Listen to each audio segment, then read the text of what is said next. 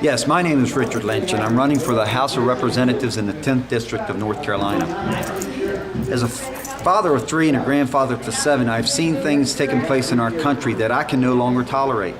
I firmly believe that it is time that the American people stop accepting what is wrong and start changing those things that they can no longer accept. We're a nation that's facing a $17 trillion debt.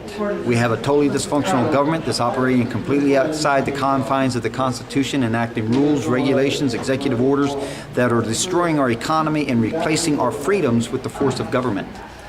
We have a Congress that thinks so little of the American people that they actually make statements like they're going to cut spending by cutting future deficit spending. That is like me saying to you that I am going to lose weight by not putting on as much weight in the future as I did in the past.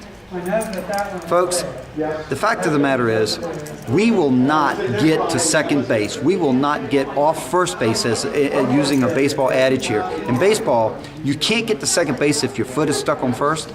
So we're not going to get there. We're going to stay stuck in this muck and mire of overspending, overregulation, and a government that's out of control, because we won't have anybody going to Washington that has the guts to stand up and say, enough is enough. Well, I'll do that. When I go to Washington, two of the first things that I want to attack is I want to attack the IRS and their absolutely intrusive behavior that is unconstitutional, unethical, and it's dividing, divisive, it's destructive. It's something that needs to be addressed and taken on right now. Another thing we need to address that none of the representatives are talking about, the only one that ever talked about it was Ron Paul, the Federal Reserve Board. Do a little bit of homework and understand where the Federal Reserve Board was born, when it came about. Ask yourself a question.